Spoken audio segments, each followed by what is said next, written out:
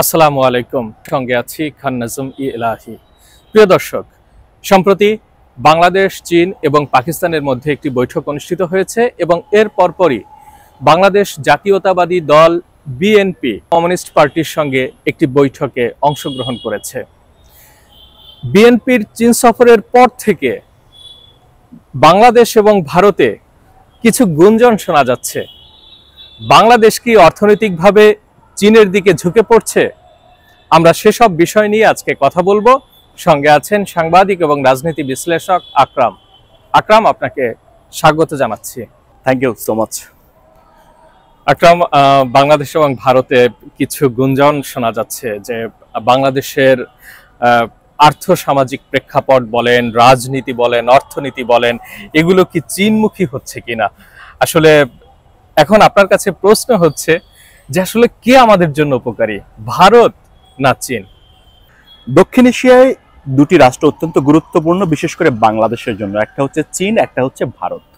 আমরা গত 15 বছর দেখেছি যে আওয়ামী লীগ সরকার যখন ক্ষমতায় ছিল তখন একচেটিয়া ভারতের সঙ্গে সম্পর্ক ছিল, কিন্তু একটু অতীতে যদি আমরা ফিরে যাই তাহলে আমরা দেখব যে বিএনপির সময় চীনের সঙ্গে একটা সম্পর্ক কিন্তু বাংলাদেশের সবসময় ছিল। এখন যদি আমরা শুধুমাত্র এটাকে কয়েকটা পার্টে ভাগ করি যে ভারত এবং চীন কোন রাষ্ট্র আসলে বাংলাদেশের জন্য উপকারী বা ডেভেলপমেন্ট পার্টনার হিসেবে, সেক্ষেত্রে অর্থনৈতিক দৃষ্টিকোণটা যদি আমি সবার আগে আনি এবং ভারতের ব্যাপারটা যদি আগে শুরু করি এবং যদি পরের পার্টে যদি আমি চীনেরটা দেখি, তাহলে ভারতের দৃষ্টিকোণ থেকে, যদি অর্থনৈতিক দৃষ্টিকোণ থেকে ভারতের অংশটা আমি বিশ্লেষণ করতে চাই, সেই ক্ষেত্রে আমি আপনাকে শুরুতেই বলবো গত 2024-25 অর্থ বছরে বাংলাদেশ এবং ভারতের মধ্যে বাণিজ্য হয়েছে বিলিয়ন মার্কিন ডলারের। সেখান থেকে আমদানি সবচেয়ে বেশি করা হয়েছে। বাংলাদেশ আমদানি করেছে কাঁচামাল, বিভিন্ন তুলা, গার্মেন্টস শিল্প ইত্যাদি কিন্তু আমদানি করেছে বাংলাদেশ। বিভিন্ন রকম খাদ্যপণ্য কিন্তু আমদানি করে থাকে, যেটা হচ্ছে আমাদের অনেক শিল্পের সঙ্গে কিন্তু জড়িত। এর পাশাপাশি যেটা হচ্ছে আপনার যে অবকাঠামোগত ঋণ, সফট লোন যেটাকে বলা হয়, অবকাঠামো খাতেও কিন্তু ভারত বাংলাদেশকে বিভিন্ন সময় সফট লোন প্রদান করে থাকে। যেমন ধরেন গিয়ে $800 মিলিয়ন একটা লাইফ অফ ক্রেডিট রেলওয়ে ও সড়ক উন্নয়নের জন্য তারা প্রদান করেছে। তবে চীনের সঙ্গে যদি কম্পেয়ার করি তাহলে ভারতের প্রকল্পগুলোর ব্যয় তুলনামূলক কিন্তু কম রয়েছে চীনের তুলনায়। পাশাপাশি ধরেন আমরা কিন্তু বিদ্যুৎ ভারত থেকে প্রতিদিন 1160 মেগাওয়াট বিদ্যুৎ কিন্তু আমরা আমদানি করে থাকি, যা বাংলাদেশের বিদ্যুৎ ঘাটতি মেটাতে অনেকটা কিন্তু সাপোর্ট দেয়। এর পাশাপাশি আমরা আর সুবিধা কি রয়েছে, ভারতের সঙ্গে কিন্তু আমাদের ভৌগোলিক সীমারেখা রয়েছে অনেকটা, সেটাখান থেকে। আর পাশাপাশি আমরা সাংস্কৃতিক ভাবেও কিন্তু আমাদের মোটামুটি মিল রয়েছে, ভারতের সঙ্গে কিন্তু আমাদের মিল রয়েছে, যেটা কিন্তু আমাদের হয় কি ভৌগোলিক সীমারেখা হওয়ার কারণে ট্রান্সপোর্টেশনের কস্টিং কমে যায়। এরপরে ভাষাগত সংস্কৃতিগত মিল থাকার কারণে কিন্তু ব্যবসা বাণিজ্যটা সহজ হয় ভাষাগত কারণে, এটা একটা বাড়তি সুবিধা কিন্তু রয়েছে। কিন্তু এতে করে হয় কি যে আমাদের যে ভারসাম্যটা সেটা ভারতের দিকে ঝুঁকে যায়, যা কিন্তু বাংলাদেশের জন্য একটা বড় চ্যালেঞ্জ, যেটা আমরা গত 15 বছরে কিন্তু আমরা দেখতে পেয়েছি। এখন ঝুঁকিটা কোথায়? ঝুঁকিটা হচ্ছে যদি বাংলাদেশ সরকার হচ্ছে ভারতের দিকে ঝুঁকে পড়ে, তখনই প্রথম যে আলোচনাটা আসে জনমনে, সেটা হচ্ছে তিস্তার পানি বন্টন চুক্তি কেন হচ্ছে না, যেটা আমরা গত পর্বে আলোচনা করেছিলাম যে গঙ্গার পানি সেটাও কিন্তু চুক্তি শেষ হচ্ছে 2026 সালে। যদি সেটা নবায়ন না হয় সেই ক্ষেত্রে কি সমস্যা দাঁড়াবে?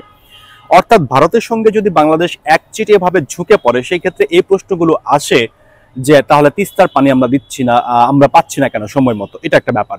আকরাম, আপনি বলছিলেন ভারতের কথা, তাদের সঙ্গে আমাদের বাণিজ্য বিভিন্ন রকম সম্পর্ক ছিল এবং যেগুলো আমাদের অনুকূলে ছিল।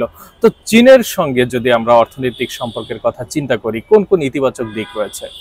এটাও আলোচনার বিষয়। সেটা হচ্ছে যে এখন দেখুন যে বিআরআই মানে হচ্ছে বেল্ট অ্যান্ড রোড, এর মাধ্যমে কিন্তু $20 বিলিয়ন হচ্ছে বাংলাদেশে বিনিয়োগ করেছে। যেমন ধরেন পদ্মা রেল সংযোগ সেতুতে কাজ করেছে, তারপরে হচ্ছে পায়রা বিদ্যুৎ কেন্দ্রতে কাজ করেছে, তার পাশাপাশি দাসেরকান্দি যে স্থলবন্দর যেটা ডেমরার দিকে হওয়ার কথা রয়েছে, সেখানেও কিন্তু চীনের ইনভেস্টমেন্ট রয়েছে।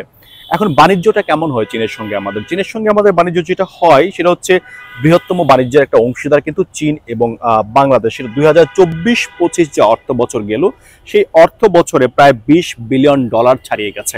চীন থেকে আমরা আনি কি আসলে? সস্তা কাঁচামাল নিয়ে আসি, আমরা প্রযুক্তিগত যন্ত্রপাতি নিয়ে আসি, যেগুলো আমাদের শিল্প কলকারখানায় কিন্তু কাজে লাগে। এই ছাড়া আমরা প্রযুক্তি নিয়ে আসি। চীনের যে প্রযুক্তি, গভীর সমুদ্রে মাছ ধরা, ডিজিটাল অবকাঠামো, যেমন 5G নেটওয়ার্কের কাজ বাংলাদেশে চলছে, এই সুবিধাগুলো কিন্তু আমরা চীন থেকে নিয়ে আসি। এখন চীন থেকে সুবিধাটা কিভাবে হয়, আমাদের লাভটা কি আসলে? চীনের বিনিয়োগগুলো অনেক পরিসরে বড় হয় এবং দ্রুত সেগুলো অর্থ ছাড় করে, এটা একটা বড় অ্যাডভান্টেজ বাংলাদেশের জন্য, এবং যেগুলো আমাদের অবকাঠামোকে ত্বরান্বিত করে আরো বেশি। এবং চীন যেটা হচ্ছে যে রাজনৈতিক কোনো শর্ত কিন্তু আরোপ করে না লোন দেওয়ার ক্ষেত্রে, যেটা ভারত কিন্তু করে থাকে। এটা আমাদের জন্য অনেক বড় সুবিধা। এটা একটা অ্যাডভান্টেজের ব্যাপার রয়েছে। তবে ঝুঁকিটা হচ্ছে কি, যে বিশ্বের অনেক দেশ কিন্তু চীন থেকে ঋণ নেওয়ার পর ঋণের ফাঁদে পড়ে যায়। যেমন আমি উদাহরণস্বরূপ যদি আপনাকে বলি, যে শ্রীলঙ্কায় যে ঘটনা ঘটেছে, শ্রীলঙ্কার যে আপনার হাম্বানটোটো যে বন্দর, সেটার উদাহরণ আমরা বাংলাদেশে টানতে পারি, যে এই হাম্বানটোটো বন্দর করতে গিয়ে কিন্তু শ্রীলঙ্কা অর্থনৈতিকভাবে ক্ষতিগ্রস্ত হয়ে দেউলিয়া পর্যন্ত হয়ে গিয়েছিল।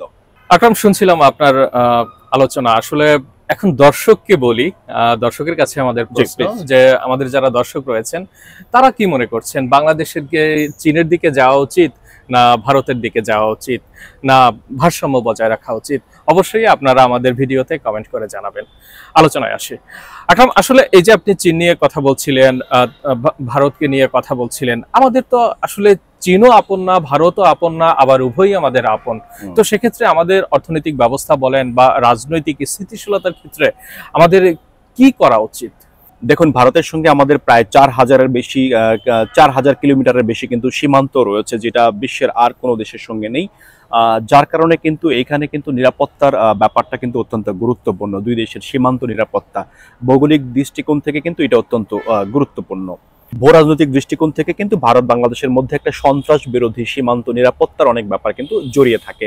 এর পাশাপাশি আপনার ধরেন গিয়ে আঞ্চলিক সহযোগিতা, যেমন সার্ক, বিমস্টেক, এইগুলোতে বাংলাদেশ এবং ভারত কিন্তু উভয়ই কিন্তু সদস্য রাষ্ট্র হিসেবে বিভিন্ন আঞ্চলিক সহযোগিতা রয়েছে এগুলোর মধ্যে। কিন্তু কখনো কখনো আমরা দেখতে পাই যে ভারত একটা বড় ভাই সুলভ একটা আচরণ করে, যেটা কিন্তু বাংলাদেশের মানুষ আসলে কখনো মেনে নিতে পারে না। বা আপনি কি বড় ভাই বলবেন না দাদাগিরি বলবেন? এইটাই, একই ধরনের দাদাগিরি বা বড় ভাই একই ব্যাপার, এইটা বাংলাদেশের মানুষ পছন্দ করে না। পাশাপাশি এখানে ঝুঁকিটা কোথায়? ভারতের সঙ্গে আমাদের শুধুমাত্র যে এই যে 4,000 কিলোমিটারের বেশি যে আমাদের সীমান্ত রয়েছে, এটা কিন্তু একটা ঝুঁকিও রয়েছে। ঝুঁকিটা কি? সেটা হচ্ছে যে সম্প্রতি শেখ হাসিনা সরকারের পতনের পর কিন্তু ভারত বাংলাদেশের সম্পর্ক এক ধরনের টানাপোড়ান চলছে, বৈরিতার সম্পর্ক চলছে। কিন্তু এখন কিন্তু নতুন করে আলোচনায় আসছে যে তিস্তার যে পানি বন্টন চুক্তি যেটা হবে, সেটা এখনো পর্যন্ত আলোর মুখ দেখছে না। যার কারণে ভারত কিন্তু ওই অন্তর্বর্তী সরকারের সঙ্গে খুব একটা আলোচনা করতে আগ্রহী নয়। তাছাড়া অন্তর্বর্তী সরকারও কিন্তু খুব একটা ফ্লোর তৈরি করতে পারছে না তিস্তার পানি বন্টন চুক্তি নিয়ে। আপনি ভারতের ভূ রাজনৈতিক দিক থেকে আলোচনা করছিলেন, চীনের সঙ্গে আমাদের ভূ রাজনৈতিক যে দিকগুলো রয়েছে, আসলে সেটি আমাদের কিভাবে প্রভাব পড়বে আমাদের? চীন কিন্তু দক্ষিণ এশিয়ায় ভারতের প্রভাব কমানোর জন্য কিন্তু বাংলাদেশকে তারা কৌশলগত কারণে কিন্তু নানা কারণে ব্যবহার করে থাকে। যার উদাহরণস্বরূপ আপনি দেখবেন যে এই যে 2025 সালের সম্ভবত জুন মাসে কিন্তু চীন, পাকিস্তান এবং বাংলাদেশের মধ্যে যে একটা কুনমিংয়ে ভারতের চীনের কুনমিংয়ে যে একটা বৈঠক হলো, এটা কিন্তু এটা বড় একটা কারণ যে এখানে কিন্তু নতুন একটা কোনো ঘটনা ঘটার সম্ভাবনা রয়েছে। এবং এখানে সুবিধাটা কি? চীন সবসময় হচ্ছে বাংলাদেশকে অভ্যন্তরীণ রাজনীতিতে কোনো রকম হস্তক্ষেপ করে না। তারা যে সহযোগিতা করে সেটা শুধুমাত্রই বাণিজ্যিক সহযোগিতা বা ইনভেস্টমেন্ট আপনি বলতে পারেন। রাজনৈতিক ব্যাপারে তাদের কোনো কিন্তু ইয়ে নেই। এবং আপনি জানেন যে সম্প্রতি কিন্তু বাংলাদেশ জাতীয়তাবাদী দল বিএনপি চীনের সবচেয়ে ঐতিহ্যবাহী যে রাজনৈতিক দল কমিউনিস্ট পার্টি রয়েছে, তাদের সঙ্গে কিন্তু একটা মিটিং করেছে। সেই মিটিংগুলো তাৎপর্য নিয়ে আমরা আলোচনা করব কিছুক্ষণ পরে। এখন ঝুঁকিটা কোথায়? চীনের সঙ্গে যদি বাংলাদেশ একচেটিয়াভাবে ঝুঁকে যায়, সেই ক্ষেত্রে কিন্তু পশ্চিমা রাষ্ট্রগুলো এটাকে পছন্দ করবে না। পশ্চিমা রাষ্ট্রগুলো পছন্দ না করলে আবার ইউরোপ আমেরিকাতে কিন্তু বাংলাদেশ আবার কিছুটা চাপে কিন্তু পড়ে যেতে পারে। আমাদের এখন কোন দিকে যাওয়া উচিত, ভারতের দিকে না চীনের দিকে? দেখুন, সতীনের সংসার কোনোটাই আসলে সুখের হয় না। কিন্তু যেহেতু ভারতের সঙ্গে আমাদের রয়েছে 4,000 কিলোমিটারের বেশি সীমান্ত, রয়েছে আমাদের ভাষাগত সংস্কৃতিগত একটা মিল, পাশাপাশি এখন বা দক্ষিণ এশিয়ায় সবচেয়ে গ্রোথ যে কান্ট্রি করছে তার মধ্যে চীন অন্যতম। তো আমাদের যেটা উচিত হবে, যেহেতু আমরা আমদানি নির্ভর রাষ্ট্র, আমাদের উচিত হবে না কারোর সঙ্গে এককভাবে ঝুঁকে পড়া। ভারত হোক বা চীন হোক, প্রত্যেকের সঙ্গে ভারসাম্যপূর্ণ একটা সম্পর্ক বজায় রাখতে হবে। এইটা করলে হবে কি, যে বহির্বিশ্বেও আমাদের জন্য কিছুটা চলার পথ সহজ হবে। কিন্তু যদি এইখানে এশিয়াতে, দক্ষিণ এশিয়াতে আমরা এককভাবে ভারত বা চীনের দিকে ঝুঁকে পড়ি, সেই ক্ষেত্রে কিন্তু অন্যান্য রাষ্ট্রগুলোর সঙ্গেও আমাদের পরে নেগোসিয়েশন করতে কিন্তু অসুবিধা হবে। এই জন্য বাংলাদেশের সবচেয়ে সহজ পথ হচ্ছে ব্যালেন্স, ভারসাম্যপূর্ণ সম্পর্ক বজায় রাখা। আমরা যেমনটি শুরুতেই বলেছিলাম যে বাংলাদেশ, চীন, পাকিস্তান একটি ত্রিপক্ষীয় বৈঠক হয়েছে কুনমিংয়ে।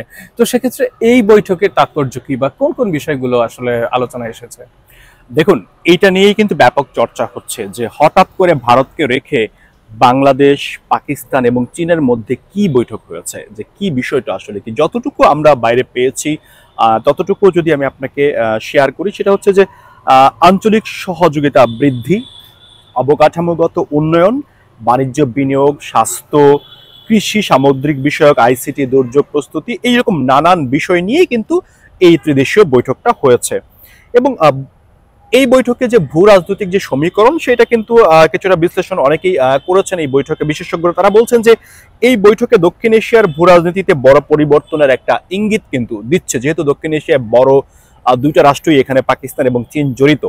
বাংলাদেশ তো কৌশলগতভাবে জড়িত এখানে। এটি সার্কের যে ক্ষমতা, সেটাকে কিছুটা কুক্ষিগত করবে।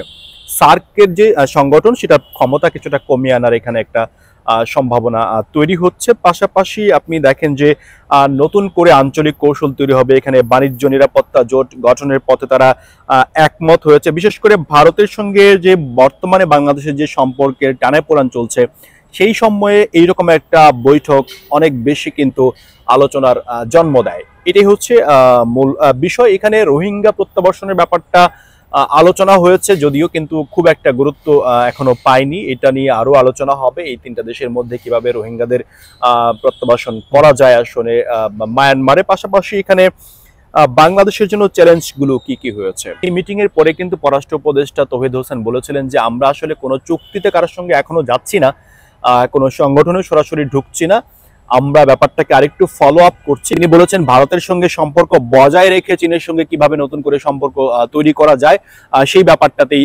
অন্তর্বর্তী সরকার গুরুত্বটা দিচ্ছে। এই হচ্ছে এই ত্রিদেশীয় বৈঠকের মূল পারপাসটা। অন্যদিকে বিএনপির সঙ্গে যে কমিউনিস্ট পার্টির বৈঠক হয়েছে, তো সেক্ষেত্রে এটার কি ইতিবাচক দিক রয়েছে বা তাৎপর্য কি আছে? দেখুন, বিএনপির সঙ্গে বা জাতীয়তাবাদী দল বিএনপির সঙ্গে কিন্তু কমিউনিস্ট পার্টির চীনের একটা পুরনো সম্পর্ক রয়েছে। সেখানেও তারা একটা প্রতিনিধি দল কিন্তু গিয়েছিল, বৈঠক করেছে। তারা ভবিষ্যৎ রাজনীতি নিয়েই তারা কথা বলেছে। যেহেতু বিএনপি মনে করছে যে বাংলাদেশে পরবর্তী নির্বাচনে তারাই হচ্ছে ক্ষমতায় যেতে চাচ্ছে বা ক্ষমতায় যাওয়ার সম্ভাবনা তৈরি হয়েছে, সেই ক্ষেত্রে তারা কিন্তু কমিউনিস্ট পার্টির সঙ্গে একটা সম্পর্ক করেছে। কমিউনিস্ট পার্টি ওখানেও সরকার গঠনেও বড় ভূমিকা রাখে। সেই ক্ষেত্রে তারা নিজেদের মধ্যে আগে একটা বোঝাপড়া করে রাখছে, অর্থাৎ এটা একটা মেসেজ দিচ্ছে যে আমরা আসলে চীনমুখী হতে চাচ্ছি। এবং বিশ্লেষকরা বলছেন যে যেহেতু ভবিষ্যতে রাষ্ট্রীয় ক্ষমতা আসলে বিএনপি যাবে, বিএনপি রাষ্ট্র পরিচালনা করতে হয়তো ভারতের চেয়ে বেশি কূটনৈতিক সম্পর্কের ক্ষেত্রে চীনকেই অনেক গুরুত্ব দিবে। বিশ্লেষকরা বলছেন যে বিষয়টা এরকম হতে পারে। তবে চীনের যে পররাষ্ট্র মন্ত্রী একজন, তিনি বলেছেন যে বাংলাদেশে গণতন্ত্র পুনঃপ্রতিষ্ঠা পাক, আমরা এটাই চাই। তিনি এই বিএনপি সফরের পরে প্রেস ব্রিফিং এ বলেছিলেন যে বাংলাদেশে গণতন্ত্র হোক, নির্বাচন হোক এবং নির্বাচিত সরকারের সঙ্গে চীন ভালোভাবেই আসলে কাজ করতে চায়। এটা ছিল একটা কথা। আরেকটা ব্যাপার এখানে আসছে যে পার্টি টু পার্টি সম্পর্ক। যেমন ধরেন ভারতের যে কংগ্রেসের সঙ্গে কিন্তু বাংলাদেশের আওয়ামী লীগের একটা পুরনো সম্পর্ক রয়েছে। তেমনি চীনের যে কমিউনিস্ট পার্টি, সেটার সঙ্গেও কিন্তু বাংলাদেশের জাতীয়তাবাদী দল বিএনপির একটা সম্পর্ক রয়েছে। এটা পার্টি টু পার্টির মধ্যে একটা কমিউনিকেশনস বিল্ড আপ করা, এই ছিল মূলত চীনের বিএনপির যে প্রতিনিধি দল, তাদের সফরের যে মূল বিষয়টা এরকম। আসলে সম্পর্ক আমরা তো কারোর সঙ্গে বৈরিতা চাই না, সেটি ভৌগোলিকভাবে হোক বা রাজনৈতিকভাবে হোক। আমরা চাই একটা সাম্য অবস্থা এবং আমাদের দেশ এগিয়ে যাক। আকরাম, আপনি আমাদের সময় দিয়েছেন, আপনাকে ধন্যবাদ জানাচ্ছি। Thank you so much. প্রিয় দর্শক, বাংলাদেশের জন্য চীন এবং ভারত উভয়ই গুরুত্বপূর্ণ। ভারতের সঙ্গে রয়েছে আমাদের ভৌগোলিক এবং সাংস্কৃতিক সম্পর্ক, সেই সঙ্গে চীনের সঙ্গে রয়েছে বৃহৎ বাণিজ্যিক সুবিধা। আমাদের সাম্যাবস্থা বজায় রেখে চলতে হবে।